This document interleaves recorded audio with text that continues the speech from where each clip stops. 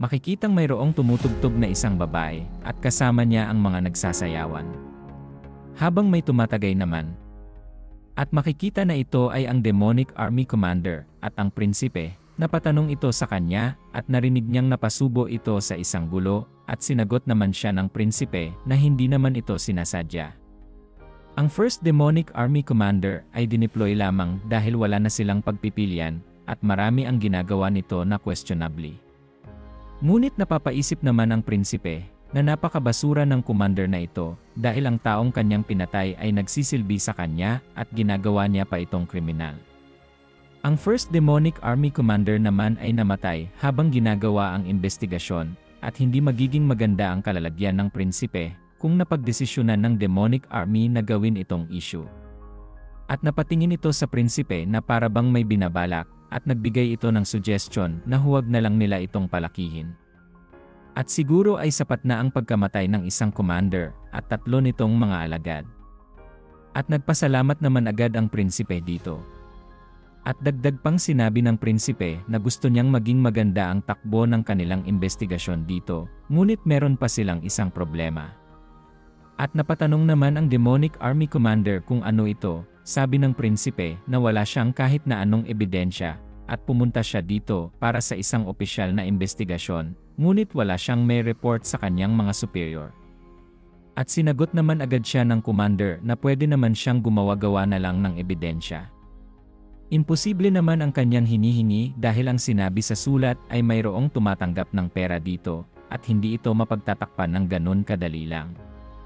Wala namang maisagot ang demonic army commander at habang patuloy pa din ang pagsasalita ng prinsipe at sinabi pa niya na para mas tuluyang maipasara ang kaso na ito ay kailangan nila ng ebidensya. Napapaisip naman ang prinsipe at buong-buo na ang kanyang loob na ang commander na ito ay dapat na magbigay ng ebidensya kahit na ano mangyari. Nagulat naman si Sudaryong dahil nakita niya ang ikalawang prinsipe sa lugar na ito. Nandito siya para tignan ang taong na-injury, ngunit sabi ni Sudaryong ay ginagamot pa ito ng demonic physician. Narinig naman sila nitong nag-uusap at lumabas na nga ang demonic physician para salubungin ang ikalawang prinsipe. Napatanong naman siya sa kalagayan ng kanyang ginagamot at sinabi nito na hindi naman masyadong malala ang kalagayan nito. At nakiusap naman ang prinsipe na gamitin niya ang pinakamagandang gamot para dito at sumunod naman agad ang demonic physician. At sa gilid niya ay nagpasalamat naman agad ang ibang mga special investigator dahil sa kanyang ginawa para sa kanila. Nang papalabas na siya ay napatanong si Sudaryong kung ano ang sinabi sa kanya ng demonic army commander. At sinagot naman agad siya ng prinsipe na sinabi nito na gusto ng commander na tapusin na nila ang kanilang investigasyon at sabihin na si Gudang ang may kasalanan ng lahat. At nagugulat naman si Sudaryong dahil si Gudang ang kanyang pinakaimportanteng alalay. Hindi naman siya ang pinakaimportanteng alagad sabi ng prinsipe, siya lang ang may mas malaking pakinabang at madali itong mapapalitan ng commander. At ngayon na nailatag na ng prinsipe ang kanyang mga pain, ay maghihintay ito kung ano ang kanilang gagawin. At napatanong naman si Sudaryong kung anong klase ng pain ito, at sasabihin naman sa kanya ng prinsipe kung kailan sila kakagat sa mga pain niya. At napagdesisyonan naman ng dalawa na mag-inuman na lang muna, at sinabi ni Sudaryong nasagot niya ang lahat. Sa sumunod na araw, ay makikitang binigyan sila ng 3 mga aklat ng demonic army. Ang mga ito ay ang mga request logs at mga note papers na nagkakahalaga ng daan-daang mga pera at ito ay nadiskubre sa kwarto ng first demonic army commander na si Gudang. Napangiti naman ang prinsipe at nasabi niya na kinagat na nito ang kanyang mga pain. At gusto namang ipahanap ng prinsipe kung sino ang pinakamatalino sa first demonic army at sigurado siya na ito mismo ang gumawa sa mga libro at naintindihan naman agad ito ni Sudaryong. Habang makikipagkita naman muli ang prinsipe sa demonic army commander, ay papahabain niya ang oras ni Sudaryong sa paghahanap ng taong ito. Sa harapan naman ng commander ay nasabi ng prinsipe na nakita na nila ang mga ebidensya at natutuwa naman ang commander dito at nais nitong mag-inuman muli sila. Ngunit binara naman agad siya ng prinsipe at sinabing meron pang isang problema. At nadidismaya naman ang commander dahil dito, sinagot naman agad siya ng prinsipe na dapat sila ang makahanap sa mga ebidensyang ito at hindi ang mapupunta sa kanila mismo. Napapatanong naman ang commander kung importante pa ba kung saan nanggaling ito at sinabi ng prinsipe na hindi mangmang ang kanilang chief advisor at malalaman niya agad ang lahat. At napaisip naman agad ang commander sa chief advisor at nasabi nito sa prinsipe kung ano ang kanilang dapat gawin. Nasabi naman ng prinsipe na mag-a-acting lang sila ng mag-imbestiga at gagawin nila ang pangkalahatang investigasyon sa isang araw lamang at napasabi pa siyang sana ay mag-cooperate sila. Ngunit hindi naman natutuwa ang commander sa suhestyon na ito, kaya't sinabi agad ng prinsipe na hindi naman niya gusto ang investigasyon na ito, ang sa kanya lang ay sa formalidad ng investigasyon at mga opisyal na dokumento. Napapayag naman ang commander at sinabi nitong mag-cooperate sa kanya ang mga alagad nito. Napangiti naman ang prinsipe at sinabi niya sa kanyang sarili na hindi mga secret documents ang kanyang hinahanap kundi ang ilang mga dokumento na ginamit sa pagtanggap sa trabaho sa mga demonic army at ang mga last will ng mga pumupunta sa mga delikadong misyon. At sa paraang ito ay makikita niya ang handwriting at para matukoy kung sino ang mga sumulat nito. Sa isang silid naman ay makikita ang isang taong nakagapos sa upuan. Galing siya sa First Demonic Army at ang kanyang pangalan ay si Yang Go. At napapatanong ito kung bakit siya hinuli at iginapos. At sinagot naman agad siya ng prinsipe na finorge nito ang mga request logs na ibinigay sa kanila.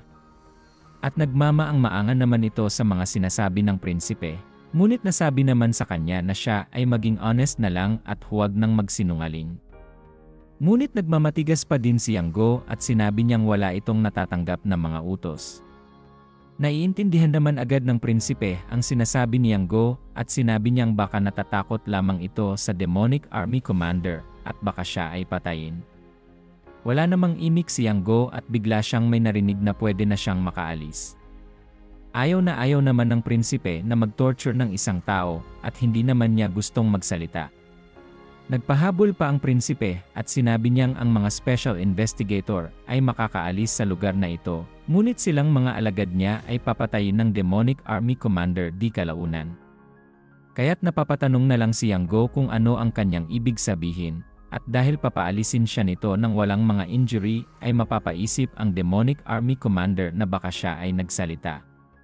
Kaya't napaisip si Yang Go sa mga sinabi ng prinsipe at biglang natakot. Di kalaunan napasabi naman si Sudaryong na base sa mga sinabi ni Jiang Ho ay ang demonic army commander ang nag-utos para patayin ang mga special investigator at ang iba pang mga kaibigan ni Jiang Ho at ang taong napag-utusan dito ay si Gudang at mayroon din itong iba pang mga ginawang kabulastugan. At napapaisip naman ang prinsipe sa mga sinasabi ni Sudaryong. Dagdag pa nito na napakarami na ng pinatay nilang mga tao. Ngunit ang demonic army commander naman ay hinding-hindi nagpapaaresto. Napasagot naman sa kanya ang prinsipe at sinabi nito na hindi din niya ito arestuhin, kaya't nagulat si Sudaryong.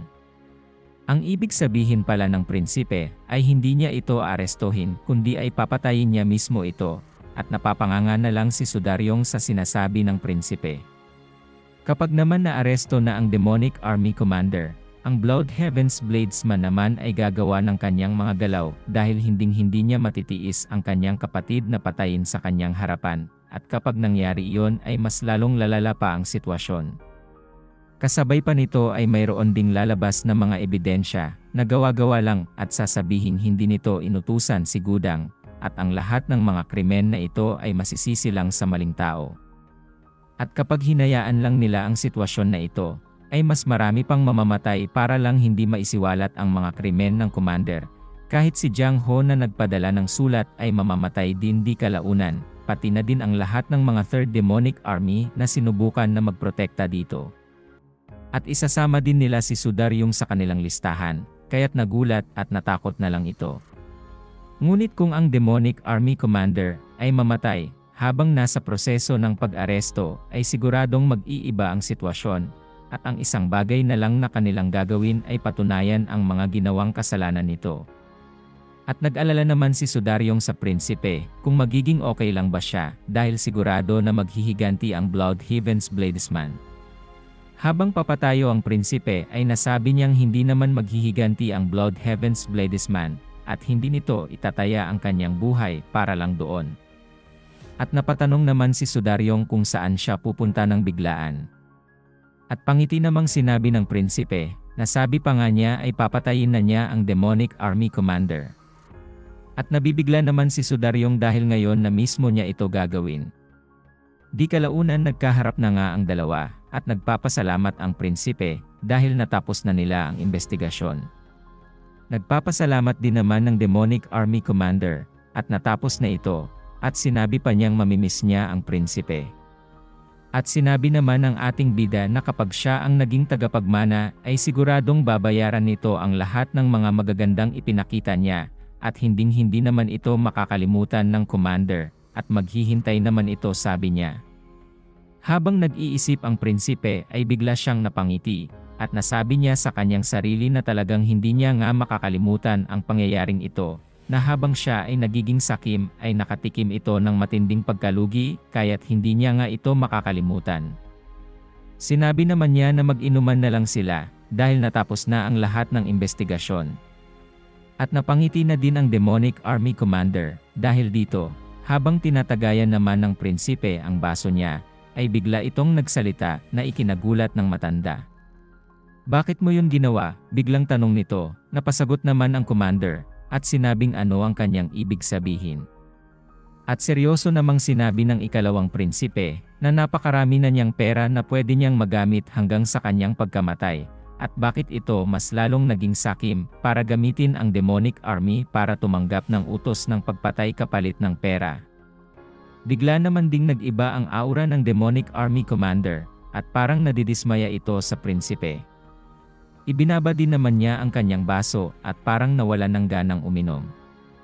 At nasabi pa nito na hindi niya alam, kung gusto niya ay tanungin nito ang First Demonic Army Commander na ngayon ay patay na.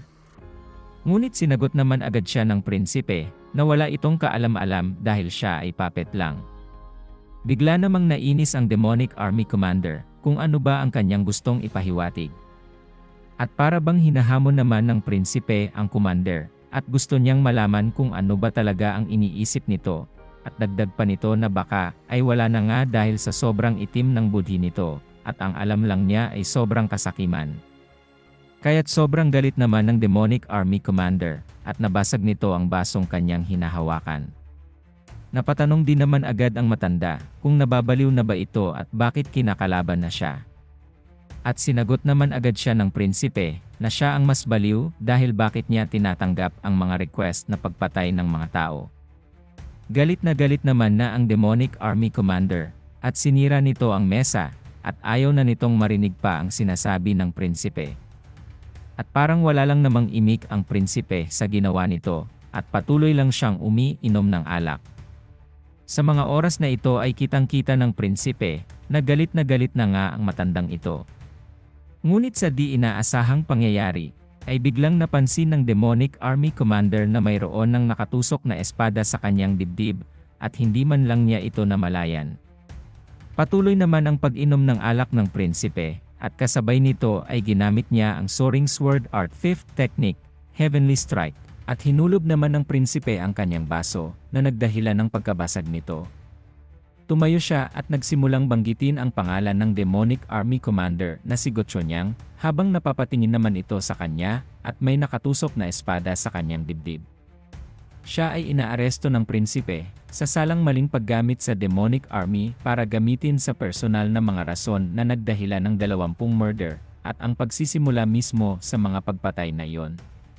Napapatitig na lang ito sa kanya, at para bang may sinasabi, pero wala namang lumalabas na boses sa kanyang bibig. Sinabi niya ng pabulong na hindi naman ito ang tamang pag-aresto.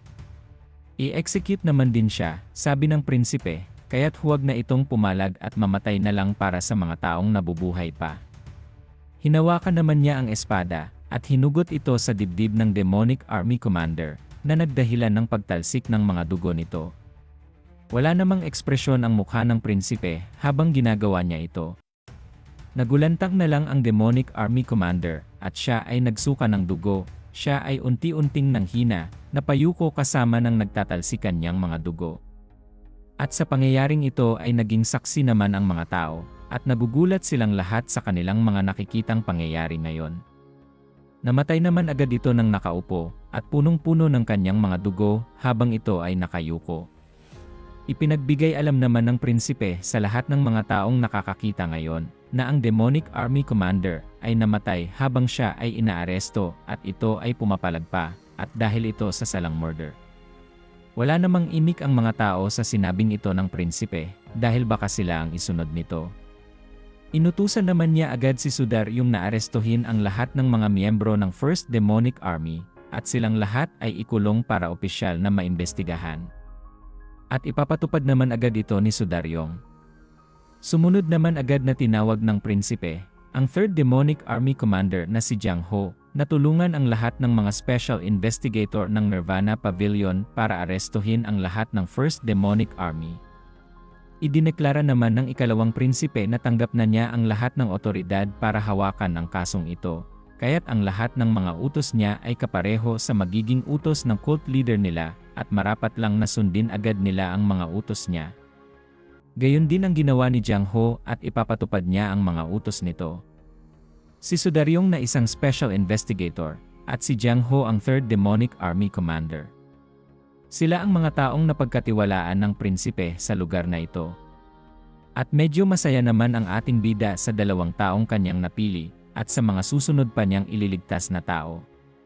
Kinabukasan, sa pagbalik ng prinsipe sa Heavenly Demon Palace, makikita dito ang cult leader, ang chief advisor at ang Blood Heaven's Bladesman.